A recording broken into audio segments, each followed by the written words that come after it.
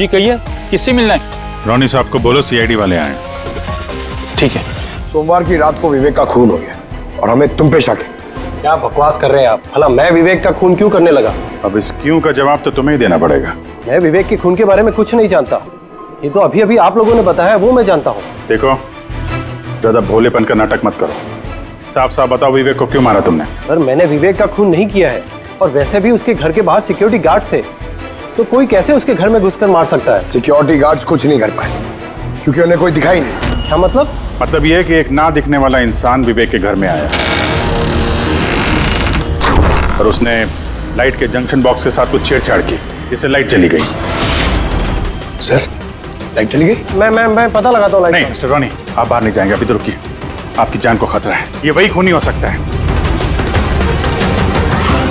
Security! Ronnie, आप हिलना मत। जी, सिक्योरिटी!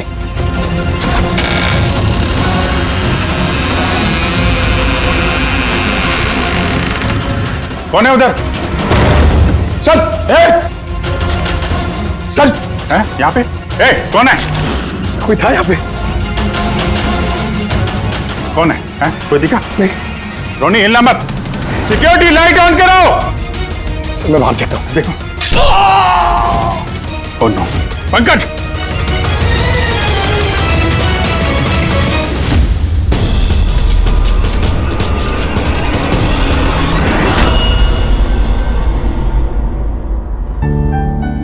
वीना, आज दिन भर सिर्फ काम काम और काम ही रहा है। शरीर भी थक गया है, पूरी बॉडी दर्द दे रही है। विवेक, 24 घंटे सोचोगे तो बॉडी तो पेन होगा ना। अब इतना बड़ा बिजनेस करना है तो सोचना तो पड़ेगा ही ना।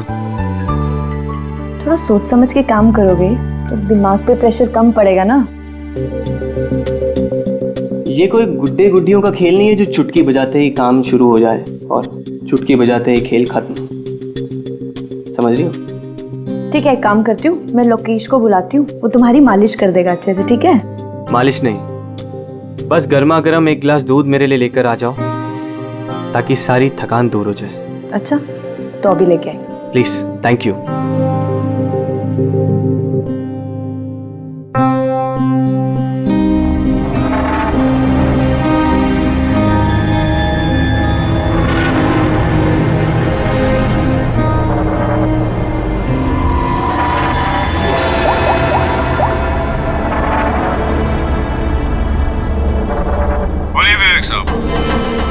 सब ठीक ठाक है? हाँ साहब, सब ठीक है, एकदम ट्रैक पे है। काम हो जाएगा ना? आपको जुबान दिया साहब, काम हो जाएगा। जो भी तुम्हें सही लगे वो सब करो, तुम्हें पूरी छूट है, मगर उसको फिक्स कर दो। आप चिंता मत करो साहब, वो तैयार हो जाएगा। उसको तैयार करना मेरे बाएं हाथ का काम है। गुड।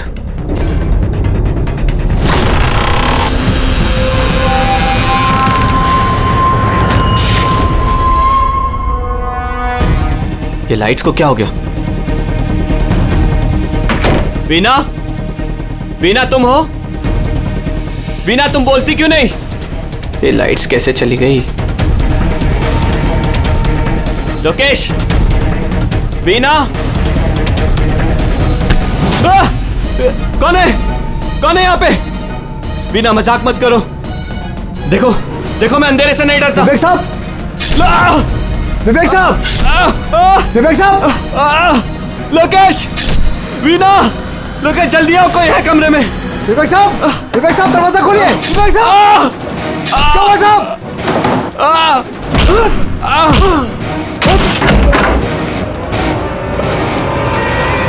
विवेक साहब! मालकिन! विवेक साहब! विवेक साहब! विवेक साहब! मालकिन! विवेक साहब!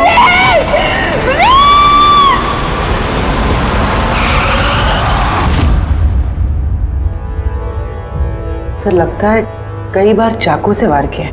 ये देखिए, कटने का और चाकू घोंपने का निशान है। घाव के पैटर्न देख के लगता है कि ये घाव चाकू के नहीं है, किसी और चीज से खून किया गया है। ऐसा क्यों लगता है सर आपको? ये देखो, ये जो घाव के पैटर्न देख रहे हो एकदम बराबर बराबर है, एक ही साइज के, और ये ज़्यादा गहरे नहीं है।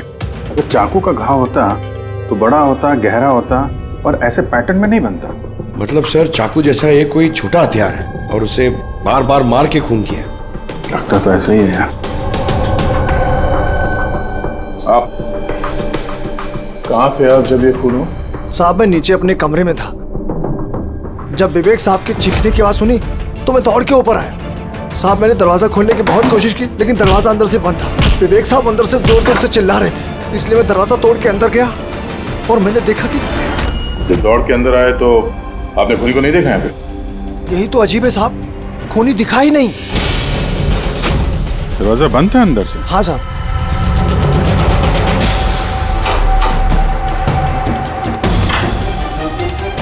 तुम अंदर आए तो यहाँ पे लाइट थी? साहब उस वक्त लाइट नहीं थी। जब मैं दरवाजा खोल के अंदर आया तो लाइट आ गई। कमाल है सर, ये कैसा खूनी है जो लाइट में भी नहीं दिखा? कहीं ये आत्मा। ये भी तो हो सकता है कि जब कमरे में अंधेरा था उसी वक्त खूनी दरवाजे से बाहर गया। साहब ऐसा बिल्कुल नहीं हो सकता। साहब अगर खूनी दरवाजे से अंधेरे में भी गया होता तो मुझे जरूर दिखा होता। मेरी आंखें बिल्कुल ठीक है साहब। कमरे से बाहर जाने का और कोई रास्ता तो दिख नहीं रहा है। वही तो, कमरे से बाहर जाने का एक ही रास्ता है, वो है ये दरवाजा। दरवाजा अंदर से बंद था और लोकेश ने ये दरवाजा खोला, और इसने तो यहाँ पे खूनी को देखा नहीं। कमाल है।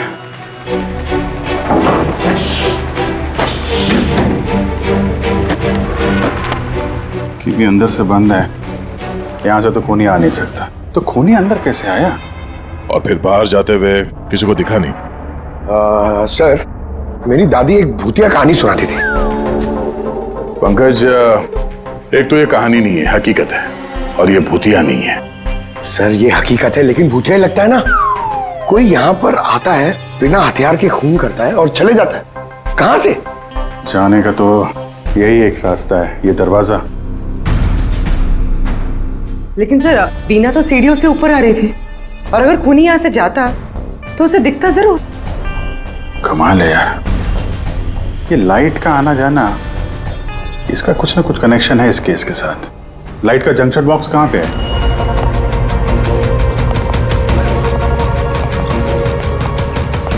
सर यही जंक्शन बॉक्स है।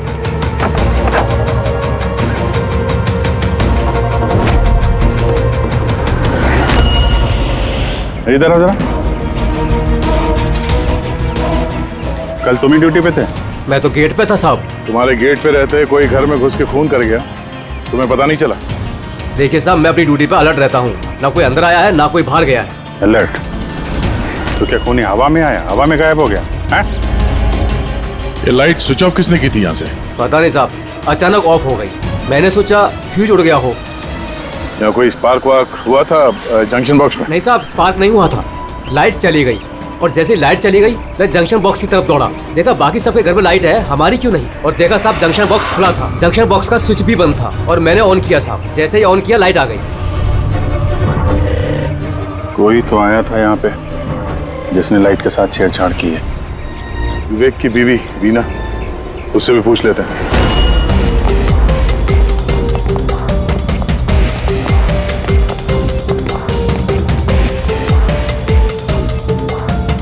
वीना जी, हमें मालूम है ये बड़ा मुश्किल समय है आपके लिए, पर हम लोग भी थोड़े हैरान हैं कि यहाँ पे सबके रहते हुए विवेक का खून हो जाता है और किसी ने भी खूनी को देखा नहीं। सर इस बात का जवाब मेरे पास भी नहीं है। मैं खुद हैरान हूँ, खूनी कहाँ से हवा बनकर आया और कहाँ चला गया। मैं मेरे बच्चों को क्या जवाब दूंगी सर, उन पर क्या बीतेगी। हिम्मत रखो, समय के साथ साथ बच्चे भी समझ जाएंगे।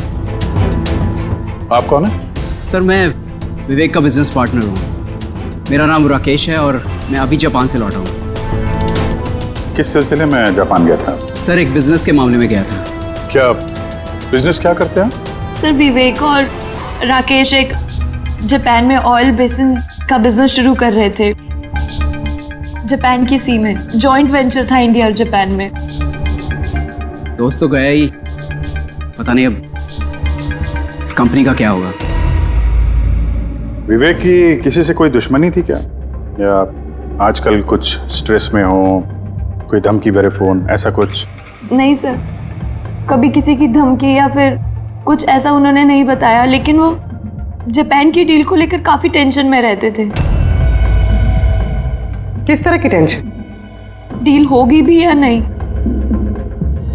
लेकिन सर एक बात और थी। क्या? सर कुछ दिन पहले विवेक एक बहुत अजीब आदमी से मिले थे। अरे आप चिंता मत करो, आपने मुझ पर भरोसा किया, अपना वादा पूरा किया, अब मैं भी आपका वादा पूरा करूंगा। पुलिस को भनक भी नहीं होनी चाहिए। साहब पप्पन नाम है मेरा, मुझ पे भरोसा है ना? विश्वास है इसलिए काम दिया है तुम्हें। बस अब पप्पन का कमाल देखो। पप्पन? देखिए, जैसा आपने बताया उससे तो यही लगता है कि ये पप्पन कोई पुराना मुजरिम है, और हर मुजरिम का रिकॉर्ड है हमारे पास। आप उसकी फोटो देखेंगे तो पहचान लेंगे? जी सर। ठीक है, फिर तो जल्दी इस पप्पन का पता चल जाएगा, और उसने क्या किया था वो भी।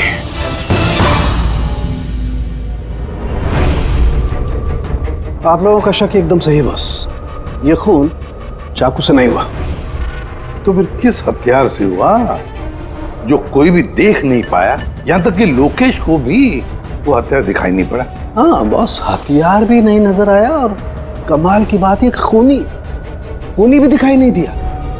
ये तो पहली हो गई, खून हुआ, खून ही नजर नहीं आया। घाव चाकू जैसे हैं लेकिन खून चाकू से नहीं हुआ। पहेली तो है अभिजीत, और इस पहेली को सॉल्व करने के लिए आप लोगों को कड़ी मशक्कत करनी पड़ेगी।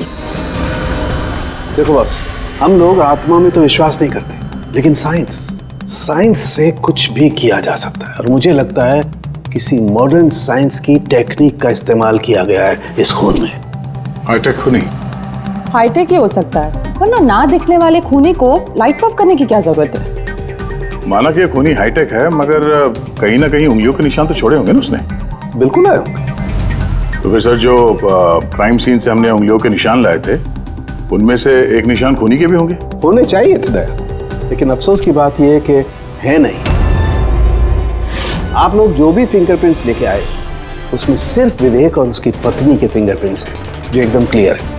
बाकी के फिंगरप्रिंट्स एकदम स्मस्ट हैं, सब मिल गए हैं। ऐसा लगता है जैसे किसी ने ग्लव्स पहन करके दरवाजा खोला और बंद किया। कोई प्लानिंग के साथ खून किया गया है, ताकि सबूत ही ना मिले। काम करते हैं, इस विवेक के घर में जितने भी लोग हैं, उन सब से अलग अलग स्टेटमेंट लेते हैं, सबसे पूछताछ करते हैं कि उस रात हुआ क्या था। खूनी ने अंधेरे का फायदा उठाया है, अब हम भी अंधेरे में निशाना लगाएंगे। सर, जब ये खून हो रहा होगा तो वो खूनी अंदर ही होगा सर। जैसे ही बीना बाहर गई उसने खून कर दिया।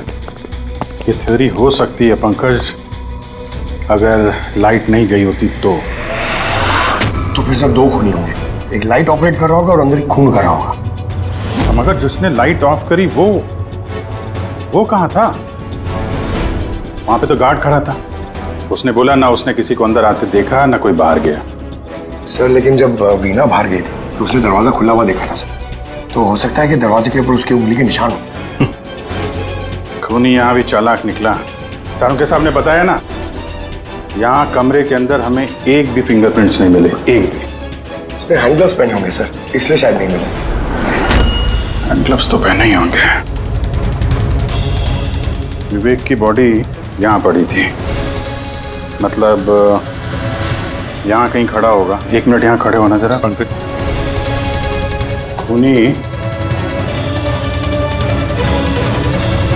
खूनी जब अंदर आया तो दरवाजा खुला हुआ था। जैसे ही लाइट गई, खूनी अंदर आया, उसने दरवाजा बंद किया, अंधेरे में उसने विवेक का खून कर दिया। क्योंकि जब लोकेश आया था तो ये दरवाजा अंदर से बंद था। हाँ सर, खूनी अंदर ही होगा सर। करेक्ट। और जैसे ही लोकेश दरवाजा खोल के आया, खूनी चुपके से यहाँ से निकल गया।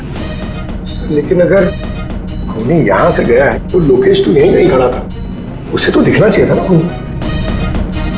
लोकेश का कहना है उसने सिर्फ यहाँ पे विवेक की बॉडी देखी थी खूनी उसे नजर नहीं आया। सर ये लोकेशन है, ये झूठ बोल रहा है सर। लगता तो नहीं है। इंटरोगेशन में अच्छे अच्छे झूठ बोलने वाले ना लड़खड़ाने लगते हैं, उनकी जबान कांपने लगती है। ऐसा लगता नहीं है वो झूठ बोल रहा है। तो फिर कौन है ये आदमी? वीना ने उसे महसूस किया, लोकेश ने उसे महसूस किया, लेकिन देखा नहीं।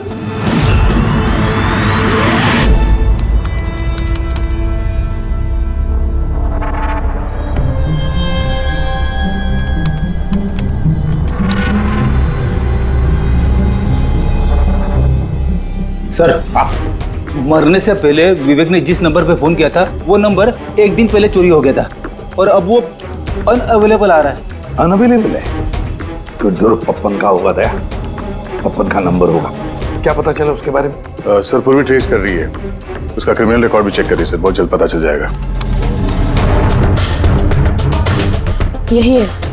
यही है सर। हाँ सर ये देखिए सर, हमारे रिकॉर्ड्स में तो कई सारे पप्पन हैं, लेकिन वीना के बताए अनुसार ये वही आदमी जिसकी हमें तलाश है। सर ये वही आदमी है जिसे मैंने विवेक के साथ देखा था। हमारे रिकॉर्ड के हिसाब से तो ये मुजरिम बहुत ही खतरनाक है सर, खूनी है। और अगर विवेक ने इसे पैसे दिए हैं तो जरूर खून किया होगा इसने। और अभी ये बेल पे बाहर है और पुलिस स्टेशन पे हाजिरी देने के लिए जाता है हर रोज। कौन से पुलिस स्टेशन में जाता है ये हाजिरी देने के लिए?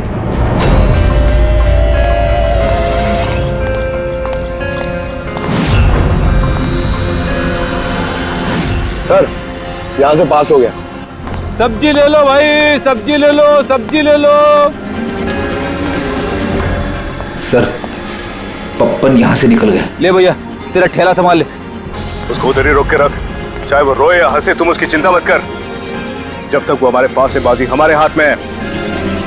तुम लोग मेरा इंतजार करो और कुछ भी गड़बड़ हुआ ना, तुम में से किसी को नहीं छोड़ूंगा मैं। ये चिड़ी का गुलाम तुम्हारी तरफ गया था, देखना जरा।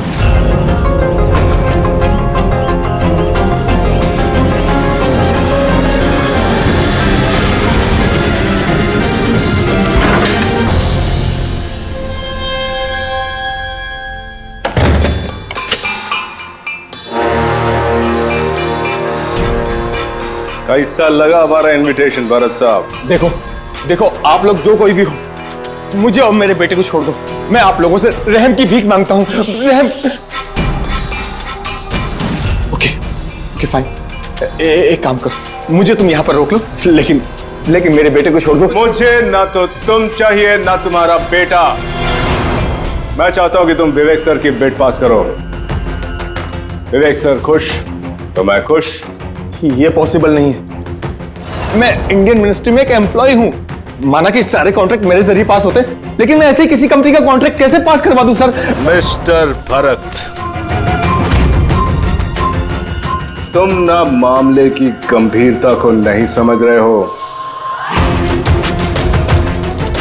तुम्हारे बेटे के साथ क्या हो सकता है ये तुम सपने में भी नहीं सोच सकते। सपने में तुम भी नहीं सोच सकते कि अब तुम्हारे साथ क्या होने वाला है। सर मैं मिनिस्ट्री की तरफ से काम कर रहा था। जितनी भी सील्ड बिड इंडियन फर्म्स की तरफ से होती हैं उसका इंचार्ज था मैं। चीनी जापानी कंपनियों के पास अपने देश में नीलामी का कार्यालय था, लेकिन सभी भारतीय बोलियां उनके पास आई। किसी विदेशी कंपनी को भी कॉन्ट्रैक्ट मिला था क्या? नहीं सर, इसके बारे में सभी की कॉमन राय थी, क्योंकि भारतीयों के पास चीप लेबर और रॉ मटेरियल इजीली अवेलेबल था, इसलिए दूसरी विदेशी कंपनियों को कॉन्ट्रैक्ट मिलना मुश्किल था सर। सर इस नीलामी का चक्कर तो समझ में आ गया। इस विवेक ने नीलामी को अपने फेवर में करने के लिए इनके बेटे को किडनैप किया, मगर विवेक को किसने मारा होगा और क्यों? ये काम तो जरूर किसी इंडियन कंपनी का ही है जो विवेक का कॉम्पिटिटर था। इसी चक्कर में हुआ ये सर। वो लिस्ट लाए ना आप, जो विवेक के अलावा इंडियन बिडर्स थे? ये सर, जैसा आपने कहा था आपके अकॉर्डिंग ये मैंने लिस्ट तैयार की है। Thank you. कार्तिक, विवेक, इन दोनों के अलावा राकेश, प्रमेश, शिवानी, रोनी और नवीन। अच्छा भरत जी, इनमें से आपको कौन लगता है जो विवेक के खिलाफ बोली लगाने वाला सबसे ज्यादा? सर यानी ऐसा कोई आदमी जो विवेक के ये बिड जीतने से दुखी हो या फिर उसे कोई नुकसान हो? सर ऐसे तो दो लोग हो सकते हैं, रोनी और नवीन। रोनी और नवीन? तो फिर मिल लो, इस रोनी और नवीन से पूछताछ करो, उनसे पता तो चले है कौन ऐसा जो बिना दिखे भी खून कर सकता है।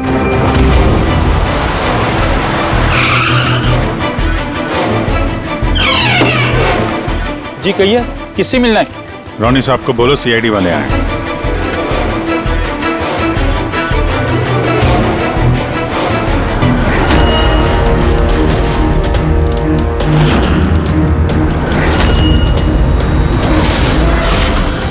सर लाइट चली गई? मैं पता लगाता हूँ। नहीं मिस्टर रोनी, आप बाहर नहीं जाएंगे, अभी तो रुकिए, आपकी जान को खतरा है, ये वही खूनी हो सकता है। सिक्योरिटी! रोनी आप हिलना मत। सिक्योरिटी! सर यहाँ कोई है? कोई है? सर यहाँ कौन है इधर? कौन है? मिस्टर रोनी आप हिलना मत। सर मैं देखता हूँ। देखो पंकज! ओह नो रोनी! साहब सबको क्या हुआ? एक मिनट, He's no more। बाहर जाते हुए कोई दिखा था क्या? नहीं सर, सर मैं वहाँ जंक्शन पे गया, लाइट ऑन की और देखा कि हमारा दूसरा सिक्योरिटी गेट के पास बेहोश पड़ा हुआ है और मैं अंदर आ गया सर। Hello sir. सर हम रोनी को बचा नहीं पाए। He's dead। ऐसा कैसे हो सकता है अभिजीत? खून तुम्हारे सामने हुआ और तुम कह रहे हो कि तुमने खूनी को देखा तक नहीं? हाँ सर, पहले तो हम सुनी सुनाई बातों पे यकीन कर रहे थे, पर यहाँ तो हम लोग वहाँ मौजूद थे सर, कोई नहीं दिखा। मतलब विवेक के खून की जैसा? हाँ सर। ये किस तरह का खूनी है सर, जो है मगर दिखाई नहीं देता? वही तो। पर इतना पक्का है कि मैंने वहाँ पे कुछ शैडो जैसी देखी थी, कुछ अजीब सी, एक्सप्लेन करना मुश्किल हो रहा है मगर। सालुंखे, यार फोटो से कुछ पता चल रहा है तुझे? बॉस लगा हुआ तो हूँ, शायद कुछ हाथ लग जाए, लेकिन एक बात पक्की है, ये खून भी वैसे ही हुआ है जैसे इससे पहले को खून हुआ है। ये देखो, बस ये देखो, यहाँ फोटो में ये हल्की सी रोशनी में ये कुछ आकृति दिखाई दे रही है, शैडो जैसी, बिना आकार के। ये क्या है ये समझ में नहीं आ रहा है। सालुंखे साहब, मैं पहले से कह रहा था, ये जरूर कोई आत्मा है। सर वो जो कोई भी था, मैंने उसे महसूस किया था सर, मैंने उसे पकड़ने की कोशिश की लेकिन वो हाथ में ही नहीं है। देखो यार, ये आत्मा कुछ नहीं होता। बॉस ये क्या है ये अभी तक पता नहीं लगा पाया। सालुंखे, ये किस किस्म का हथियार इस्तेमाल किया इस खूनी ने? ये बॉस, ये हथियार है, इसे शूरिकेन कहते हैं बॉस। शूरिकेन? तो इस तरह का हथियार तो मैंने मार्शल आर्ट्स वाली फिल्मों में देखा है। अरे इसे तो वो निंजाज यूज करते हैं, वो निंजा। सर ये जापानीज हथियार है, निंजाज स्टाइल के हथियार इस्तेमाल करते हैं। जापान निंजा, और ये ऑक्शन भी जापान में होने वाला है सर, तो कहीं इन सबका कनेक्शन जापान से तो नहीं? बिल्कुल है, जापान से कनेक्शन है। इस राकेश से मिलना पड़ेगा, वही गया था ना जापान किसी डील के बारे में बात करने। राकेश, तुम विवेक के पार्टनर हो, है ना?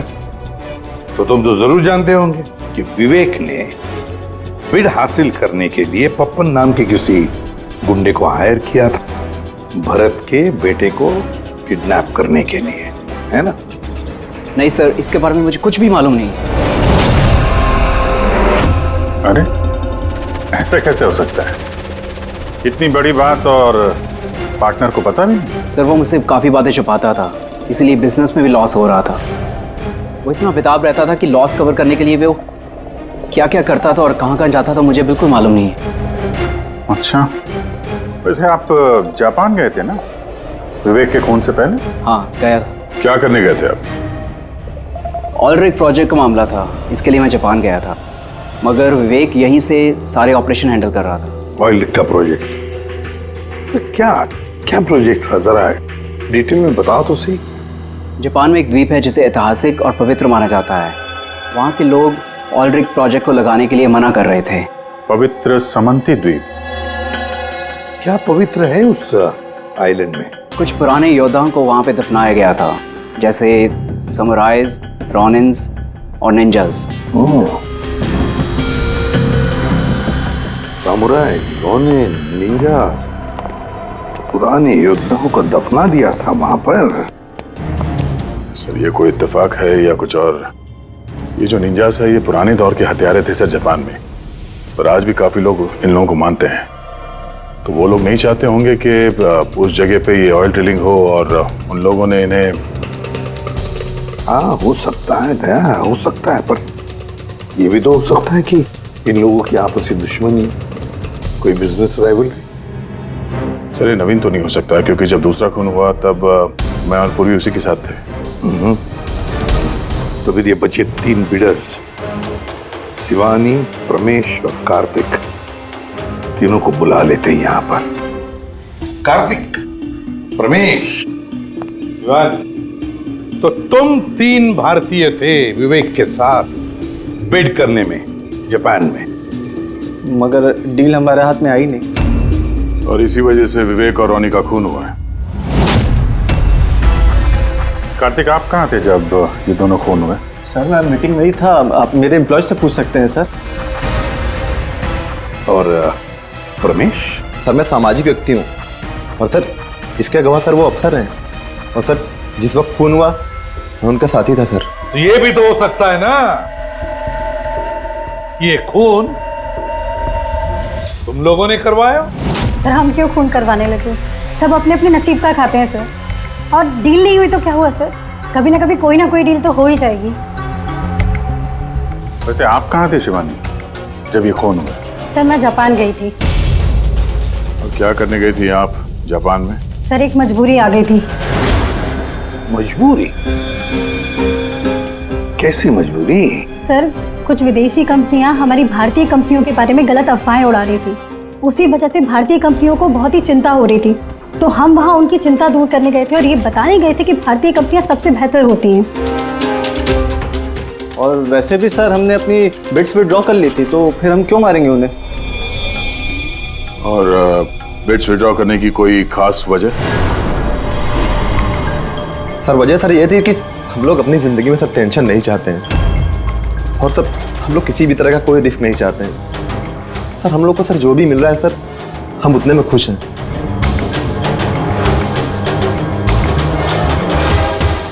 सर अब तो ये नवीन ही बचा, इसने तो बिड भी वापस नहीं लिया। तो कहीं नवीन ने तो नहीं ये सब किया? या फिर ये भी तो हो सकता है कि अगला शिकार नवीन ही हो। नवीन, तुमने बिड क्यों नहीं कैंसिल की जब सारे लोग पीछे हट गए थे? ऐसे कैसे मैं पीछे हट जाता? इस कॉन्ट्रैक्ट को पाने के लिए मैंने कितने महीनों मेहनत की है पता है तुम्हें? मुझे लगा कि अगर ये कॉन्ट्रैक्ट मेरे हाथ में आ गया तो मेरी सारी दुनिया बदल जाएगी। अब तो दुनिया से जाने की ही नौबत आ गई है। तुम समझते क्यों नहीं हो? अगर तुम चले गए तो मेरा क्या होगा? डरने की कोई बात नहीं है, हमें कुछ नहीं होगा। सीआईडी की पूरी टीम हमारे साथ है। अरे सीआईडी वालों के सामने वो मार के चला गया, और सीआईडी वाले क्या किए? कुछ नहीं कर पाए वो। सीआईडी की टीम पे भरोसा रखो तुम, हमें कुछ नहीं होगा। पंकज तुम्हें पता है ना हमें क्या करना है? Don't worry, I know. मैं आता हूं।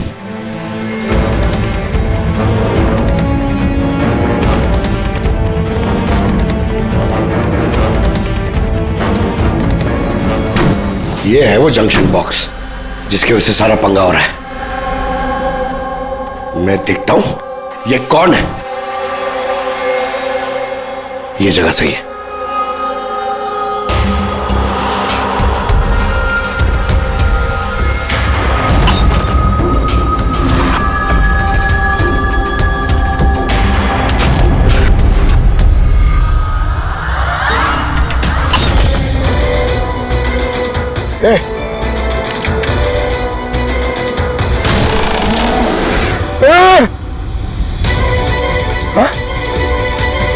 कौन है?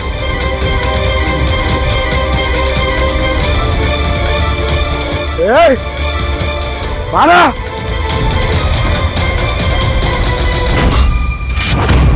नवीन, ये लाइट को क्या हो गया? अरे कुछ नहीं हुआ।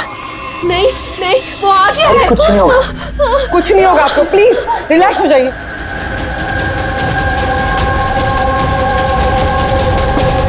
रिलैक्स हो जाइए। नवीन, सामने आओ, वो तुम्हें मार डालेगा। अरे नहीं। कौन है यहाँ पे?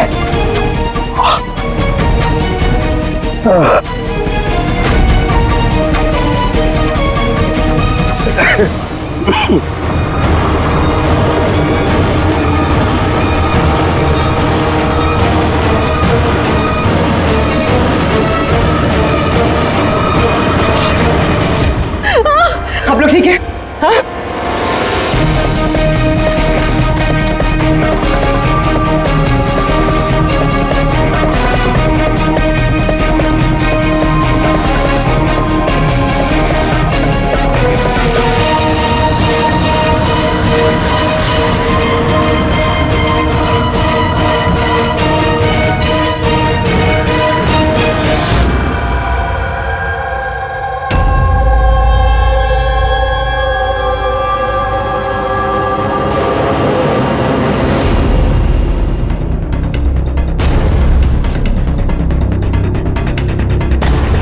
सर, मैंने वहां पर 6 गोलियां चलाई थी। उनमें से 5 गोलियां तो मिल गई, मगर एक गोली उस खूनी को जरूर लगी है। एक गोली खूनी को लगी है? तो पूरी तुम यकीन नहीं साथ कैसे कह सकती हो कि 6 में से एक गोली खूनी को लगी है? क्या वहां पे कोई खून वगैरह गिरा था? नहीं सर, खून तो नहीं था वहां पर, लेकिन गोली लगने की आवाज जरूर आई थी। अगर गोली लगी है तो खून तो निकलेगा ही। घर के अंदर ना सही तो घर के बाहर कहीं मिला? नहीं सर, हमने अच्छे से चेक किया था, वहां पर खून था ही नहीं। हो सकता है सर खूनी ने बुलेट प्रूफ वेस्ट पहन रखी हो। और सर, ये भी तो हो सकता है कि ये काला कपड़ा उस बुलेट प्रूफ वेस्ट का टुकड़ा हो। सर के इस काले कपड़े के टुकड़े से कुछ पता चल रहा है तुझे? नहीं बॉस, इस कपड़े पर से भी खून के ट्रेसेस तो नहीं मिले। खून के अलावा कुछ मिला तुझे? हाँ, ये कपड़ा इतना काला है कि विश्वास नहीं होता है। इस पर से कोई भी रिफ्लेक्शन हो ही नहीं सकता है। रिफ्लेक्शन नहीं हो सकता? मतलब ये फ्रेडी कि जब आप किसी भी चीज पर लाइट डालते हैं तो वो लाइट थोड़ी सी रिफ्लेक्ट होके आपकी आंखों में आती है। इसी से पता चलता है कि वो क्या चीज है, उसका कलर क्या है, ये सब कुछ। लेकिन इस कपड़े पर अगर आप लाइट डालेंगे तो रिफ्लेक्ट होगी ही नहीं। इस कपड़े पे लाइट मारेंगे तो ये कपड़ा दिखेगा नहीं ना। मैं दिखाता हूं, ये देखो, ये यहां पर ये लाइट है। अब हम इसे ट्रैवल करते हैं इस कपड़े पर, और ये देखो लाइट गायब। माय गॉड, मतलब इस कपड़े ने सारी की सारी लाइट एब्जॉर्ब कर ली। और ये देखो, कपड़े से बाहर आए तो फिर से लाइट दिखाई देना शुरू हो गई। अजीब कपड़ा है, पूरी लाइट एब्जॉर्ब कर लेता है। पता ही नहीं चल रहा था कपड़ा है कि नहीं। एक साउंड के नवीन की जान को खतरा है, जो भी है जल्दी बता दे। बॉस, मैं जानता हूं कि ये क्या है और खून कैसे हुआ है।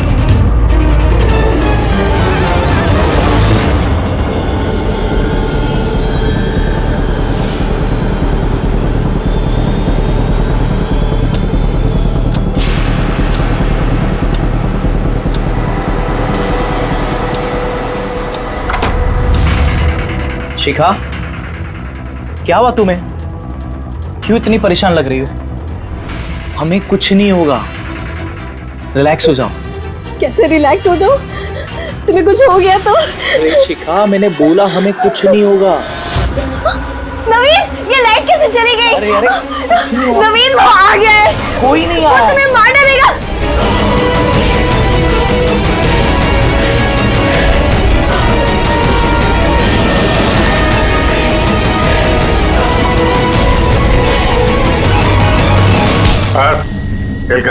एक गिलास दूध अपने हाथों से लेकर आ जाओ। सारी थकान दूर हो जाएगी। अच्छा, अभी लेकर आती हूँ। Please, thank you.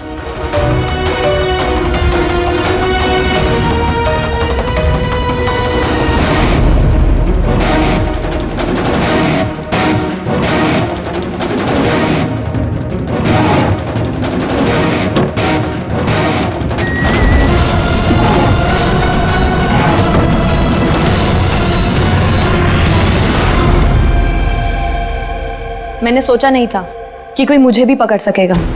हमने भी नहीं सोचा था कि एक पत्नी अपने पति का खून कर देगी।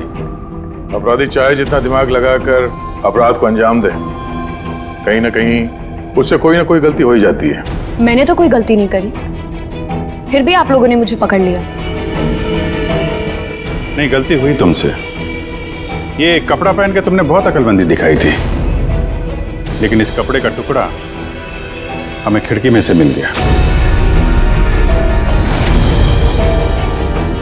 और खिड़की पे फंसा हुआ वो कपड़ा हमारे लिए सबूत बन गया, और उसी कपड़े की वजह से तुम हमारे पकड़ में आ गई। ये कैसा कपड़ा है सर? मैंने इसके बारे में पहले सिर्फ सुना था बॉस। मुझे पता नहीं था कि इसका इस्तेमाल किया जा सकता है, वो भी इस तरीके से। इसे जिस व्यक्ति ने बनाया उसने अपने हिसाब से इसको नाम दिया, लेकिन एक बात पक्की है, ये दुनिया की सबसे ज्यादा काली चीज है। मैं तो कुछ समझा नहीं। सीधे तरीके से ये बात है फ्रेडी कि अगर इस कपड़े का कोई सूट बना करके पहन लेगा, वो व्यक्ति आपको दिखाई नहीं देगा तब तक जब तक कि उसके आसपास की सारी लाइट्स एलिमिनेट ना हो जाए। वो दिखाई नहीं देगा। अगर दिखाई देगा तो सिर्फ एक आकृति दिखाई देगी, एक छाया, वो भी बिना किसी रूप के। ये एक 3D से 2D में बदल जाने की प्रक्रिया है। अरे सर, कोई तो लाइट होगी जिससे ये दिखे। ऐसी कोई लाइट नहीं है, ना इंफ्रारेड लाइट, ना यूवी लाइट, ना ही लाइट स्पेक्ट्रम। अभिजीत, नवीन से कहो कि वो बिड विड्रॉ ना करे और ये इंफॉर्मेशन सब में फैला दो। सर, इस बात के फैलते ही उस पर फिर से हमला हो सकता है। यही तो हम चाहते हैं पूर्वी, यही तो हम चाहते हैं। ये ब्लैक फैब्रिक लाइट को एब्जॉर्ब कर लेता है, लेकिन हीट को एब्जॉर्ब नहीं करता। हीट को तो रिफ्लेक्ट करेगा ही। हम खूनी को पकड़ेंगे थर्मल विजन से।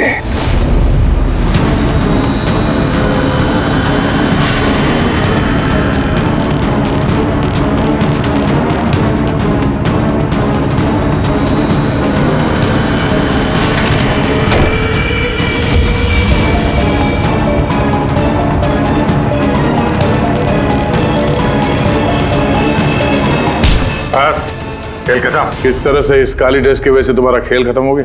हाँ? अब जल्दी से बताओ, अपने पति का खून क्यों किया तुमने? नफरत थी मुझे उससे। उसकी बीवी कहलाते हुए भी मुझे शर्म आती थी। क्यों? ऐसा क्या करता था वो कि तुम्हें इतनी नफरत थी? ये जो बिजनेस था मेरे पापा ने उसे दिया था। इतना बड़ा एम्पायर खड़ा करके दिया उसे, और वो उसे मिट्टी में मिलाने की कोशिश कर रहा था।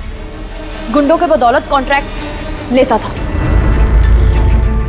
तुम्हारा मतलब है कि वो खुद अपना बिजनेस खराब कर रहा था? कर नहीं रहा था, कर दिया था। मेरी फैमिली बैंकरप्सी की गिनती में थी। बिजनेस खराब चल रहा था तो उसे बातचीत करती, उसे समझाती, उसे जान से मार दिया। मैंने उसे बहुत समझाने की कोशिश की थी, पर वो नहीं समझा, और मजबूरन मुझे ये कदम उठाना पड़ा।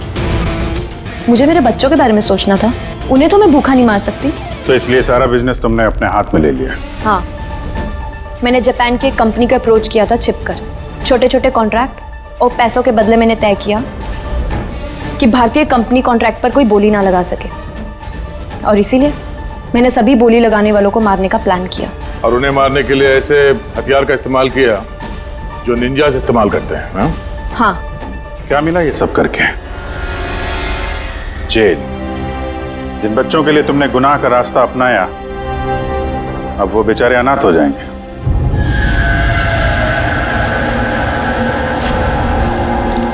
हाँ दी मैं बहुत ज्यादा लेट हो रहा हूँ, आपसे बाद में बात करता हूँ। क्यों? कहाँ जा रहा है? हाँ दी, मैंने आपको बताया तो सही। मुझे एक्चुअली नॉर्थ अमेरिका के एक रेन फॉरेस्ट में फोटोग्राफर का असाइनमेंट मिला है। उसी सिलसिले में मुझे अर्जेंट जाना पड़ रहा है दी। आप प्लीज एक क्यों क्या ये सब बाद में पूछना दी। क्या छुपा रहा है, जल्दी बता। अरे दी, मैं आपसे कुछ क्यों छिपाऊंगा दी, सच सबको पता चल जाएगा। बहुत दिनों से ये सच छिपा हुआ है, लेकिन सच को जहाँ पहुँचना है ना दी, वहाँ पहुँच के रहेगा। ये कौन सा सच और कौन कहाँ पहुँचेगा?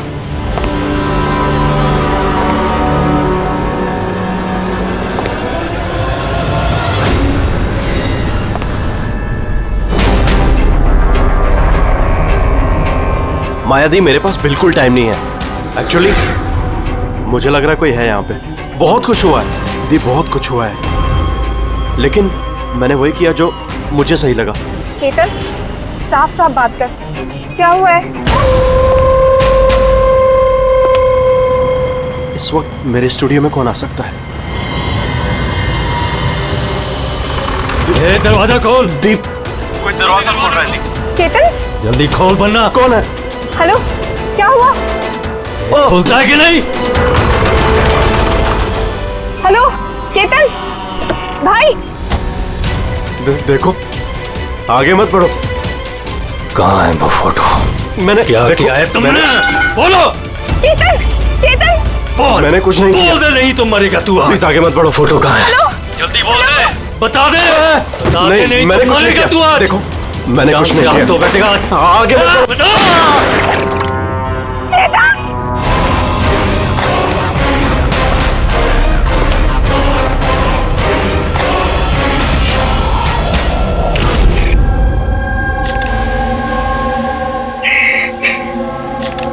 आप प्लीज बैठिए। समझ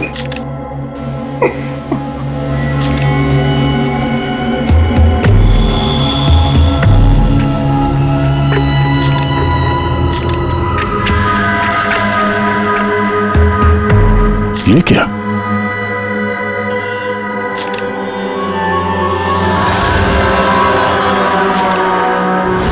ये किसी के जूतों से आया लगता है। सर वो केतन के जूते साफ थे। स्टूडियो के फ्लोर पे भी ऐसे निशान कहीं नहीं है। जरा स्क्रेपर दे।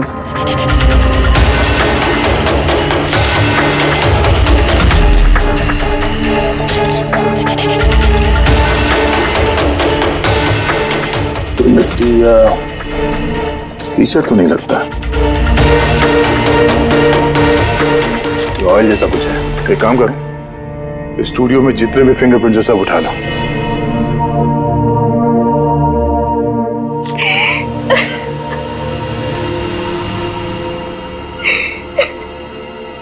आज जी हम जानते हैं कि ये समय ठीक नहीं है पूछताछ करने के लिए, पर फिर भी आपको परेशान कर रहे हैं। जरा ठीक से याद करके बताइए, आपने ये पूरा हादसा फोन पे सुना था, तो केतन और उस दूसरे आदमी के बीच में क्या बात हुई थी? वो आते ही बुरे तरीके से केतन को मार रहा था। वो चीख रहा था, चिल्ला रहा था, चीजें इधर उधर टूटने की आवाजें आ रही थी। मैंने कुछ नहीं किया। देखो, आगे मत बढ़ो, मुझे कुछ नहीं मालूम ना। हाँ, वो कुछ फोटोज के बारे में बातें कर रहा था। सर, ये माया जो कह रही है कि केतन का खून उस वजह से हुआ है कि एक एविडेंस की वजह से। एविडेंस क्या? वो फोटोग्राफ था। सर, केतन ने किसी कपल की इंफॉर्मेशन लिख के रखी है सर। ये देखिए, कोई मनन और शामली है, जू से। सर, सर ये देखिए, कैलेंडर पर 14 अप्रैल 2018 ये डेट मार्क की है, द एनिवर्सरी। अरे ये तो आज की डेट है। इसका मतलब है आज के दिन कुछ होने वाला था जिसके बारे में केतन जानता था। उसका मोबाइल फोन चेक करो, देखो आखिरी बार किससे बात हुई थी उसकी।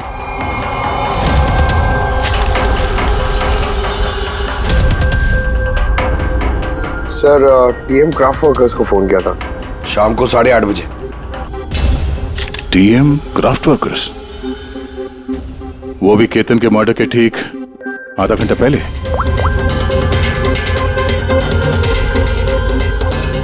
Hello, TM craft workers? जी बोलिए। हाँ, केतन ने आपको फोन किया था। किस लिए फोन किया था? आप कौन? मैं उसका दोस्त बोल रहा हूँ।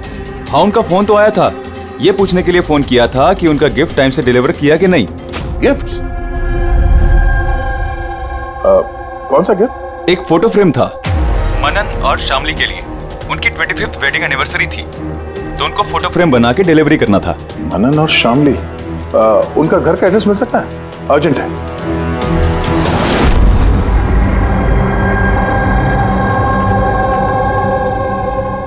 फोटो किसने भेजी? किसने भेजी? केतन? ये केतन कौन है? और इस तरह से हमारी फैमिली पिक्चर भेजने का क्या मतलब है? हाँ। कैसे जानता है वो हमारी फैमिली को? अरे किसी ने कोई मजाक किया होगा। ये मजाक नहीं है। आप कौन? सीआईडी। सीआईडी? केतन नाम का एक मशहूर फोटोग्राफर था, उसका खून हो गया इस फोटो की वजह से। पर सर, एक फोटोग्राफ के चक्कर में कोई किसी का मर्डर क्यों करेगा? लेकिन सर, हम तो किसी केतन को जानते भी नहीं। केतन को नहीं जानते तो फिर उसने आप लोगों की फोटो आप ही को क्यों भेजी? पता नहीं। पर हमने तो कभी ऐसी फोटो खिंचवाई भी नहीं है। और ना ही ऐसी दीवार हमारे घर पर है। सर, हमने तो कभी नहीं देखा। और देखिए ना सर, ये नकली फोटोग्राफ लग रहा है। आप खुद ही देखिए, इसमें दीदी है, जीजा जी है। सर, ये खाली कुर्सी रखने का क्या मतलब है इसका? सर, हमें तो लगता है कि किसी ने गलत तरीके से फोटो बनाकर हमें बेच दी है। गलती से नहीं, जानबूझकर आया है आपके लिए ये। और वो भी अपनी जान कुर्बान करके। सर, किसी ने मनन की फैमिली को मर्डर के चक्कर में फंसाने की कोशिश की है। वैसे आप कौन हो? ये हमारे फैमिली फ्रेंड मिस्टर विक्रम। अच्छा, आपके फैमिली फ्रेंड। सर, इसमें ये मैसेज भी है। She is hiding, save her. शायद केतन आप लोगों से किसी को ढूंढने के लिए कह रहा है। ढूंढने के लिए?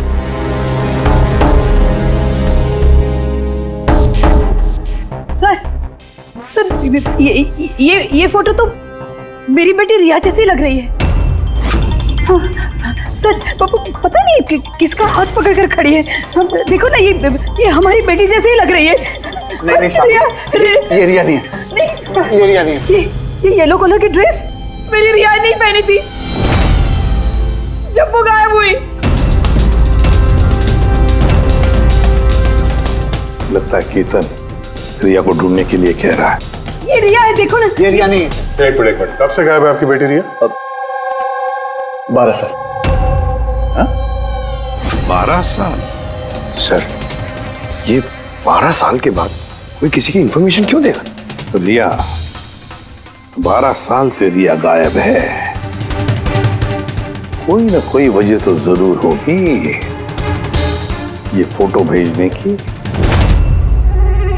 सर, कोई वजह नहीं है, ये सिर्फ एक कोइंसिडेंस है। अब 12 साल के बाद अचानक कहाँ से रिया की इंफॉर्मेशन मिल गई उसे? सर देखिए, ये रिया हो ही नहीं सकती। रिया की मौत 12 साल पहले हो चुकी है। ये रिया कैसे हो सकती है? ये रिया ही है। मैंने देखो ना, ये हमारी बेटी रिया ही है। फ्रॉक के पीछे पड़ी है। ये रिया है। संभालिए अपने आप को। देखो तुम। अरे जाओ जल्दी।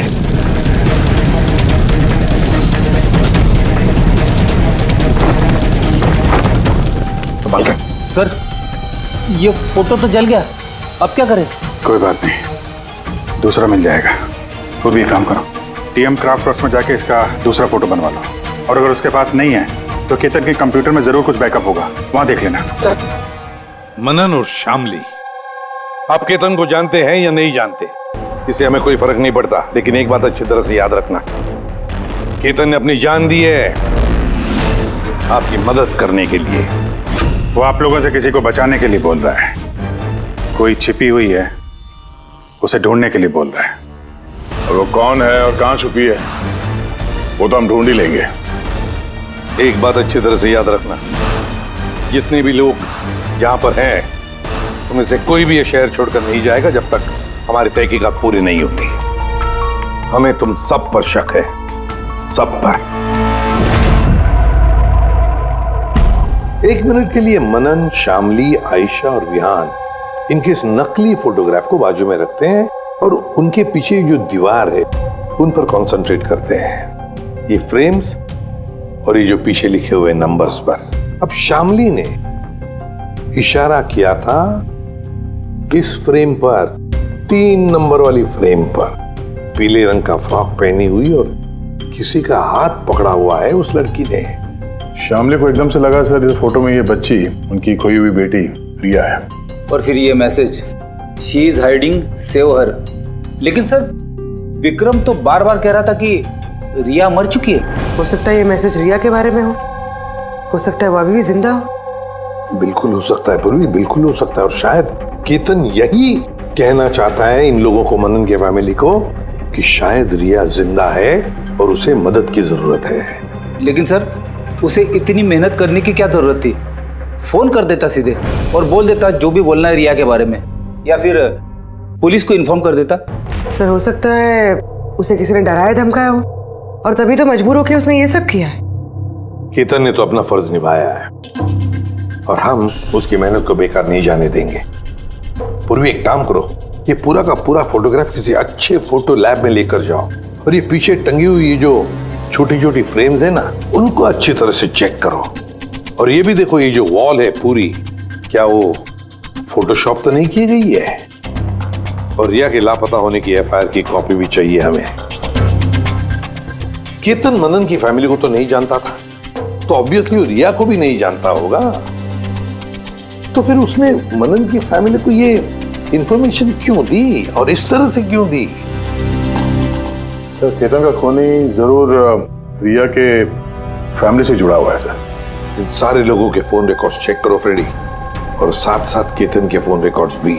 और एक बात, मनन की फैमिली पर कड़ी नजर रखो और साथ साथ उनका जो दोस्त है ना विक्रम, उस पर भी देखो। ये लोग कहां कहां जाते हैं, किस किस से मिलते हैं, क्या क्या करते हैं। एक एक बात पर कड़ी नजर रखो, एक एक बात की खबर रखो। इस केतन के साथ जितने भी लोग काम करते थे ना, उनसे मिलना पड़ेगा। आप दोनों तो केतन को बहुत अच्छी तरह से जानते थे, तो कभी उसने आप लोगों को बताया किसी छोटी सी बच्ची के बारे में, जू के एक फैमिली के बारे में, उनके फैमिली पोर्ट्रेट के बारे में? जी नहीं सर, मुझे तो अब तक उसने कभी कुछ नहीं बताया।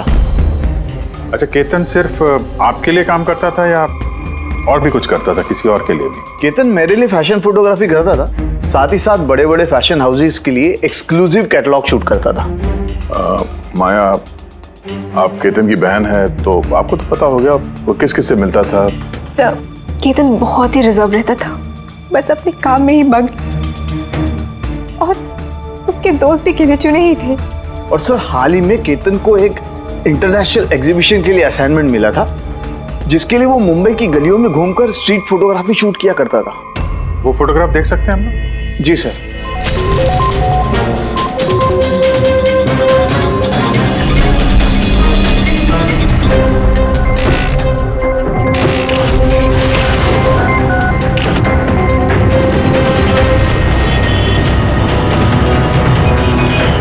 इतना अच्छा पोर्टफोलियो बनाया था सर, एग्जीबिशन में सबमिट ही नहीं की। बहुत परेशान हो गया था वो।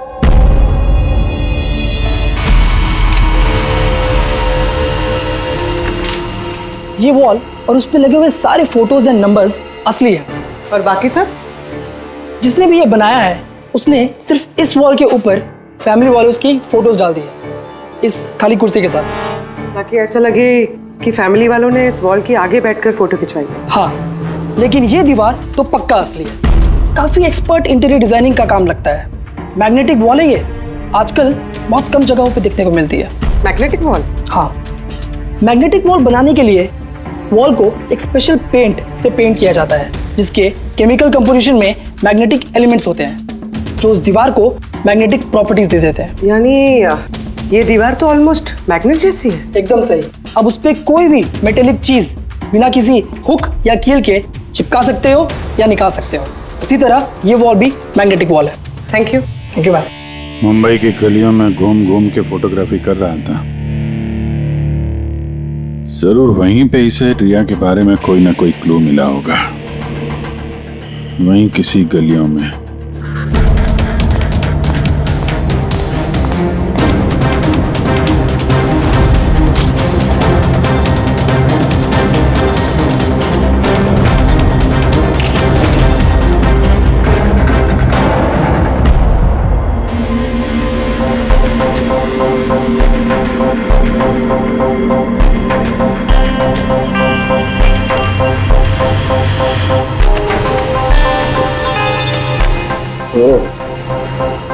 ये बात है।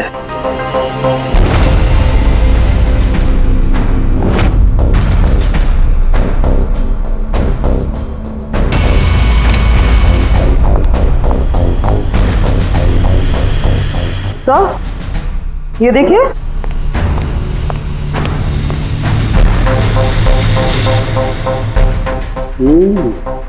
गुड जॉब तारिका।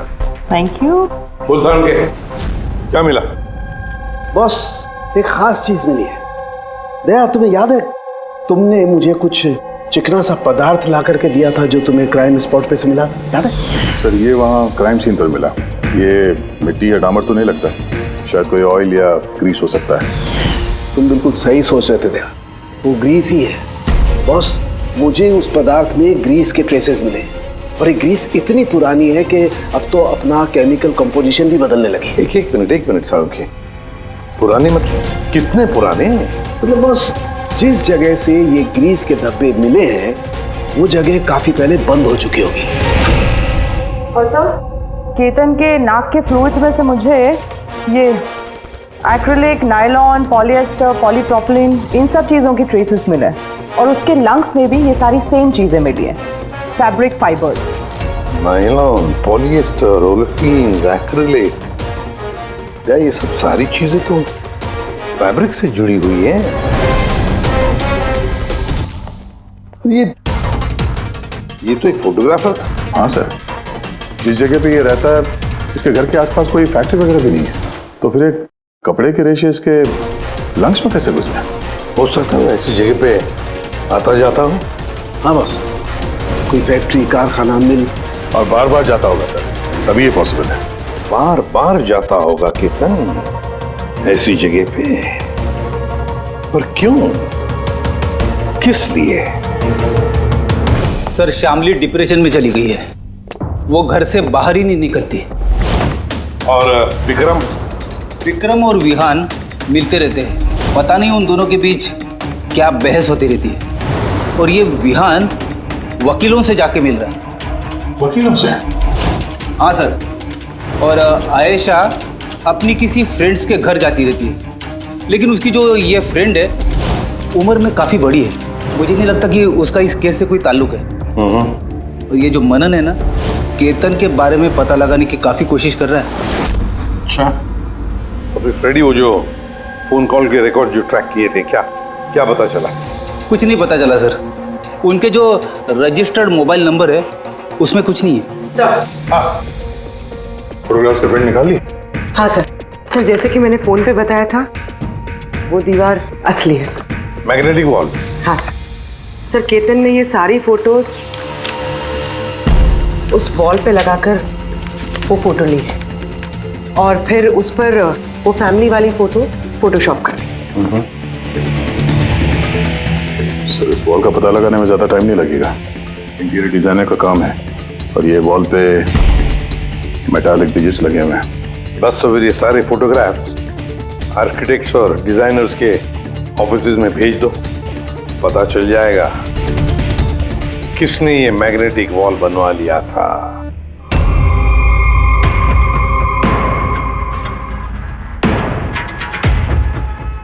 अब ये जो फैमिली बैठी हुई है, इनके पीछे जो दीवार है वो आपने बनाई है क्या? सर, एक NRI इंटीरियर डिजाइनर है, वो अपने बोल्ड और क्रिएटिव डिजाइन को लेकर काफी फेमस है, हो सकता है उसी ने वो बनाई हो। ऑफ कोर्स ये मेरे ही डिजाइन्स है, मैजिक लाइफ एड लैब्स के लिए डिजाइन की थी मैंने।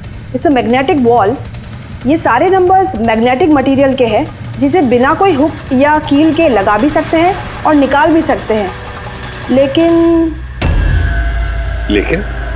लेकिन मेरे डिजाइन्स के हिसाब से ये सारे सीरियल नंबर्स में थे, जैसे 1 2 3 4 5 6 7 8 9 10। हाँ, मगर मैम इसमें तो नंबर्स 1 3 2 0 6 7 8 9, ये ऐसे कैसे? हाँ सर, शायद केतन नहीं किया, लेकिन उसने इस वॉल की फोटो क्यों ली?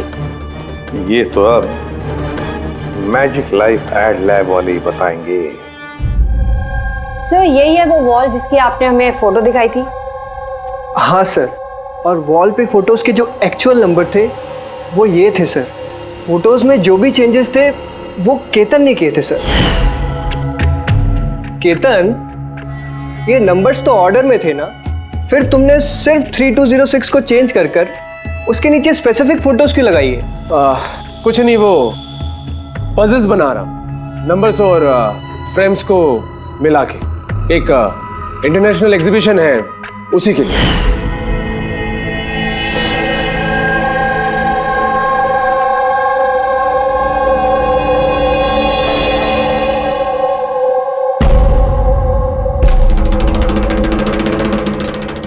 आप लोगों ने केतन को परमिशन कैसे दी है सब करने के लिए? दरअसल सर, केतन हमारे साथ पहले भी काम कर चुका है और वो एक इंटरनेशनल एग्जीबिशन के लिए कुछ फोटोज ले रहा था और इसलिए उसको ये वॉल की ज़रूरत थी, तो हमने उसे ये वॉल यूज़ करने दिया। यस सर, एंड कुछ पजल की बात कर रहा था, कुछ समझ में नहीं आ रहा था सर। पजल है?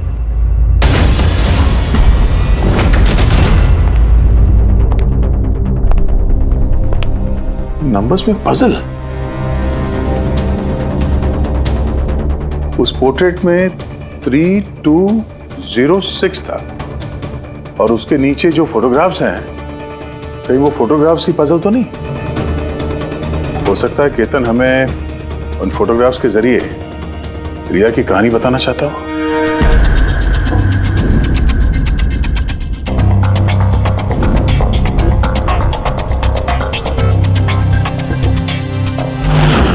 रिया गायब कब हो गई थी? कब गायब हो गई थी? रिया की मिसिंग की एफआईआर है ना? हाँ सर। सर उसका इस केस से क्या कनेक्शन? वो केस तो सर बहुत साल पहले बंद हो चुका है। पता नहीं क्यों दया, ऐसे लगता है कि रिया की इस एफआईआर से शायद हमारी केस सॉल्व करने में कुछ मिल जाए। FIR 8217 Mumbai IPS. एफआईआर का डेट देखो दया, ये देखो 3206। ये तो 2006, मतलब ये डेट है?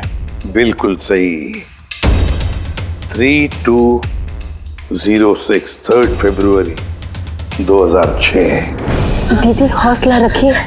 पता नहीं मेरी बेटी किस हाल में होगी। आप लोग मजाक तो नहीं कर रहे? आप वाकई में मेरी बेटी को ढूंढेंगे? वो एक्चुअली जिंदा है क्या? आपकी बेटी जिंदा है, ये सुनकर आपको खुश होना चाहिए, और आप हमसे ऐसे बात कर रहे हैं? डैड, मेरी बहन रिया जिंदा है। सर कहाँ है वो? देखिए, हम बहुत नजदीक हैं रिया का पता लगाने के, इसलिए आप लोगों को जो कुछ भी पता है हमें बताइए। आखिरी बार आप लोगों ने उसे कब देखा था, क्या हुआ था उसके साथ, और एग्जैक्टली गायब हुई कैसे वो? लेकिन सर, इन 4 फोटोज का क्या मतलब है? केतन जरूर हमें रिया के बारे में कुछ बताने की कोशिश कर रहा था। देखो ना फोटोग्राफ्स को, ये 3 नंबर का फोटो देखो, इसमें एक छोटी बच्ची रो रही है, किसी बड़े आदमी का हाथ पकड़ के जा रही है। फोटो नंबर 2 में रिया थोड़ी बड़ी हो चुकी है,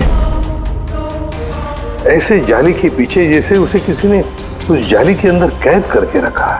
ये तीसरा फोटो, इसमें भी ऐसे लग रहा है कि इसे बंदी बना कर रखा गया है। और सर, इस आखिरी फोटो में कोई उसे गले लगा रहा है और पीठ पे खंजर मारने जा रहा है।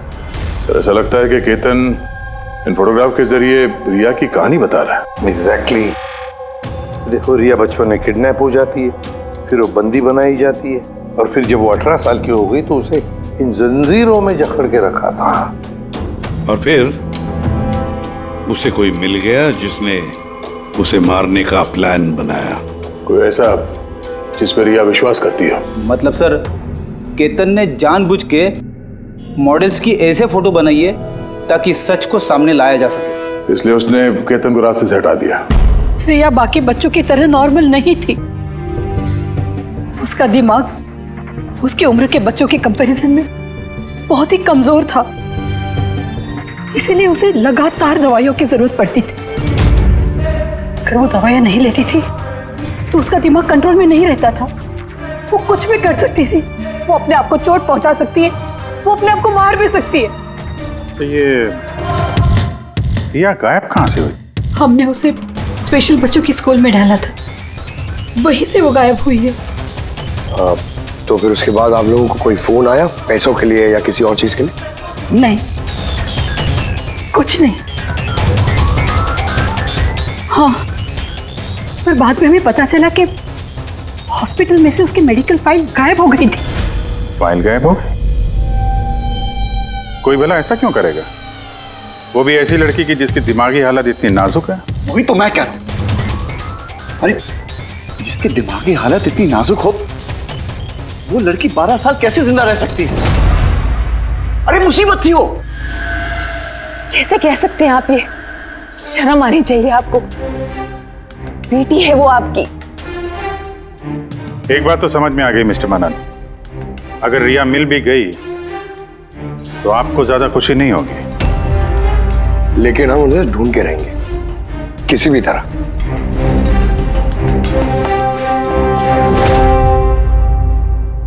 दया, इस फोटो को गौर से देखो। देखो, रिया बड़ी हो गई है, 18 साल की हो गई है, लेकिन उसके पैरों में जंजीर जकड़े हैं। सर ये पीछे ये खिड़की कारपेट दिख रहा है पीछे। एक्रिलिक, नायलॉन, पॉलिएस्टर, पॉलीप्रोपिलीन, इन सब चीजों की ट्रेसेस मिले। ये सारी चीजें फैब्रिक से जुड़ी हुई है, कारपेट से। ये केतन फोटोज के जरिए ये बताने की कोशिश कर रहा था कि ये रिया किसी पुरानी मिल या फैक्ट्री में है। सर, चौथे फोटो में ऑयल कैन और खाली बक्से। और वो केतन के स्टूडियो में हमें ग्रीस के धब्बे भी तो मिले थे। तो शायद खूनी केतन के स्टूडियो में वहीं से जा रहा था जहां रिया कैद है। तीसरी फोटो में वो कारपेट वाली गली और चौथे में वो फैक्ट्री। सर ये दोनों जगह आसपास होगी। पहले ये पता लगाना पड़ेगा कि कारपेट वाली गली के आसपास कोई बंद पड़ी हुई पुरानी फैक्ट्री है क्या? जो भी करना है जल्दी करना पड़ेगा बॉस, क्योंकि हमारे मनन के घर जाने के बाद खूनी खुद सामने नहीं आएगा। शायद किसी से वो काम करवाएगा।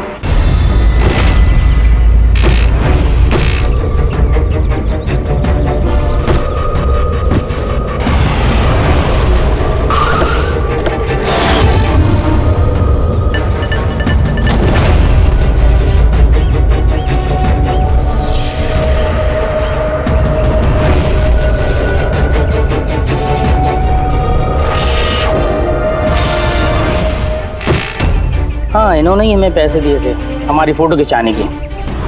2 दिन के लिए आए थे, तीसरे दिन भी दिखे थे, लेकिन वो शायद किसी का पीछा कर रहा था।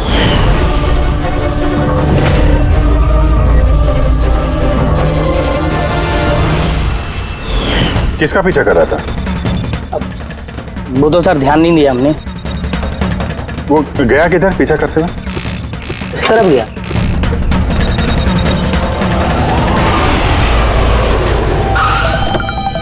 हाँ, पहुंच गया हूं मैं, फिक्र मत करो, जिंदा नहीं बचेगी वो।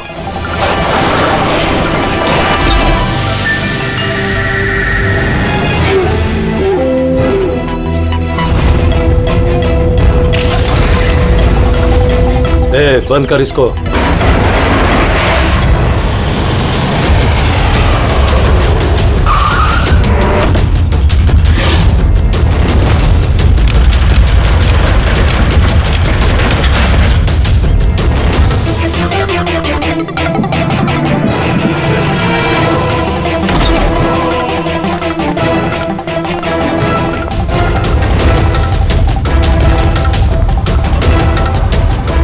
मजबूरी है, बच्ची को खत्म करना पड़ेगा। बच्ची की बॉडी को ठिकाने लगाने के बाद इस सारी जगह को आग से खत्म कर दो, ताकि किसी के हाथ में कोई सबूत ना जाए। यहाँ पे तो कुछ मिला नहीं, चलो दूसरी जगह देखते हैं।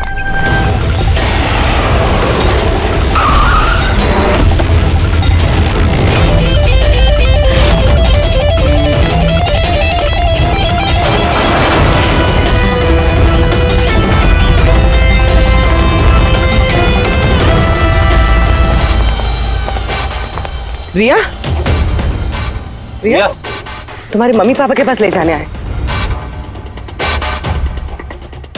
चलो।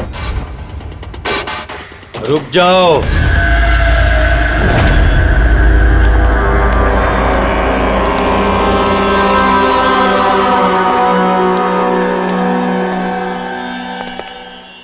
रिया बेटा, आजा आजा बेटा, आजा आजा आजा आजा आजा आजा आजा। रिया रिया रिया, आजा आजा आजा। रिया बेटा, ये अंकल के साथ जाएगी। ये बच्ची तुम लोगों के साथ नहीं जाएगी, कोशिश करके देख लो। ये ठीक कह रहा फ्रेडी। ये लड़की हम लोगों को अपना दुश्मन समझ रही है और इसे अपना दोस्त, क्योंकि ये इन लोगों को रोज देखती है। ये बिल्कुल ठीक कह रहा है। और इस मासूम बच्ची को तो ये भी पता नहीं है कि ये आज मरने वाली है।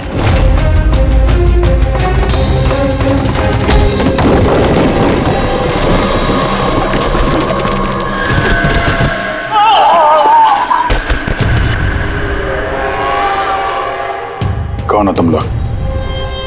किसने भेजा तुम्हें? ये तुम्हें कभी पता नहीं चलेगा।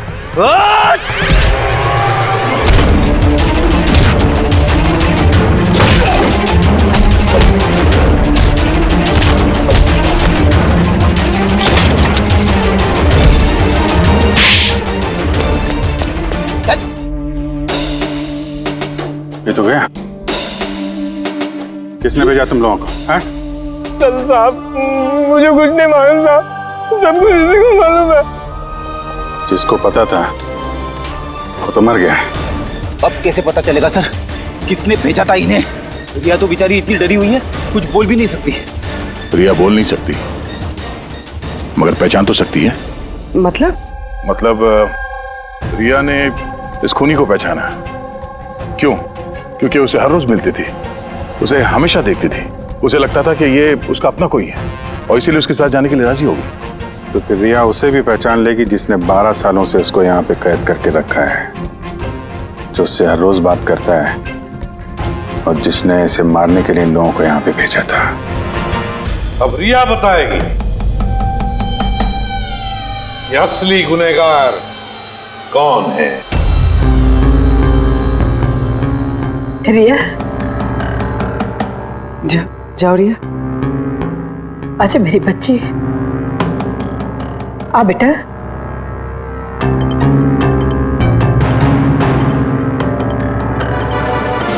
रिया,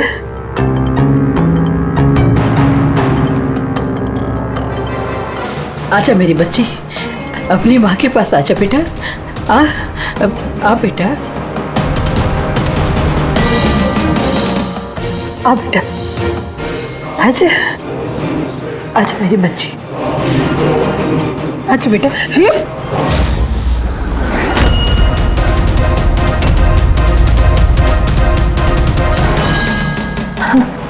ये तो कमाल हो गया शामली जी। आपकी बेटी 12 साल के बाद आपसे मिलती है, लेकिन आपके पास नहीं है, अपने मौसी के गले लग जाती है। ये कैसे? वो तो माँ की जैसी हूँ ना मैं इसकी, बहुत प्यार करती है ये मुझसे, इसीलिए। अरे वाह मौसी जी, आपसे इतना प्यार कि रिया अपनी माँ को पहचान नहीं पाई और आप ही के गले लग गई। क्यों? और जानती है क्यों? क्योंकि पिछले 12 साल से सिर्फ एक ही शख्स है जो रिया से मिल रहा था, बातें कर रहा था, जिसे रिया अपना समझती थी। ये क्या बकवास कर रहे हैं आप? मैं क्यों मिलूंगी इससे? मैं नहीं मिली इससे। रिया से बिल्कुल मिली थी, पिछले 12 सालों से मिल रही थी तुम। बकवास हम नहीं कर रहे आयशा, बकवास तो तुम कर रही हो। हमने तो उस डॉक्टर को भी ढूंढ निकाला जिसकी मदद से तुम पिछले 12 सालों से रिया को दवाइयां देती थी, उसकी टेस्ट करवा रही थी। मैं किसी डॉक्टर को नहीं जानती, मैं कह रही हूँ ना आपसे, मैंने कोई मेडिकल टेस्ट नहीं करवाया इसका। बिल्कुल करवाई थी। नहीं, मैंने कोई टेस्ट नहीं करवाया। झूठ बोल रही हो तुम, टेस्ट करवाया था तुमने। मैंने कोई टेस्ट नहीं करवाया, मैं सच कह रही हूँ। मैं किसी डॉक्टर को नहीं जानती, मैं तो इसे 12 सालों से वही दवाई दे रही हूँ जो ये 7 साल की उम्र से खाती आ रही है।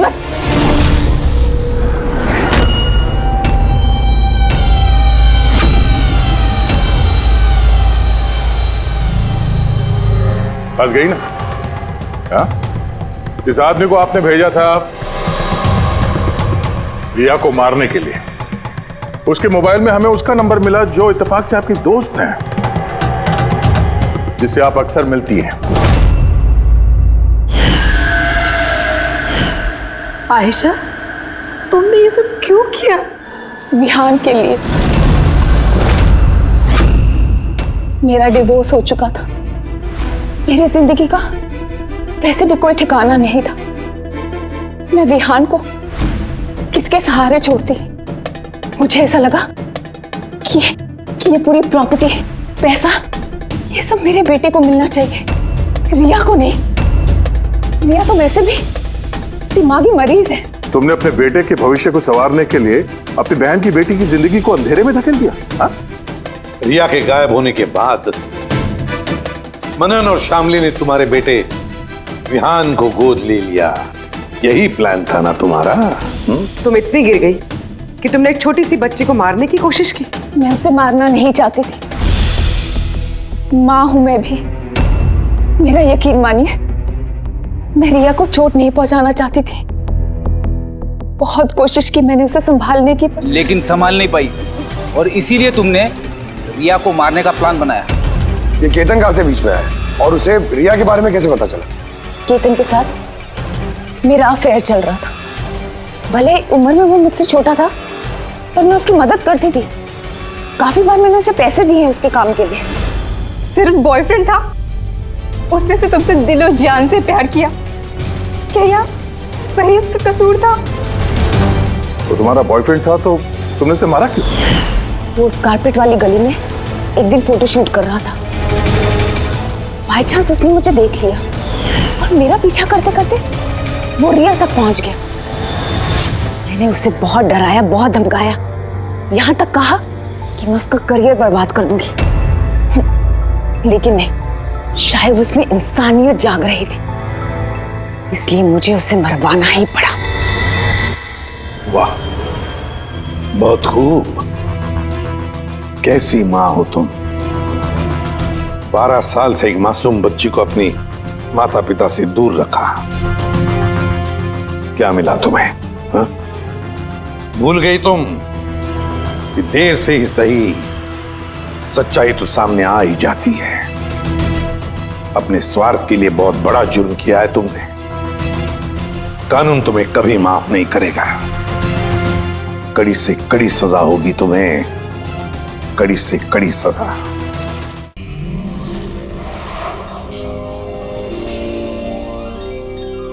CID के और भी मजेदार और सस्पेंस से जुड़े एपिसोड्स को देखने के लिए हमारे चैनल को सब्सक्राइब करें और बेल आइकॉन दबाना ना भूलें।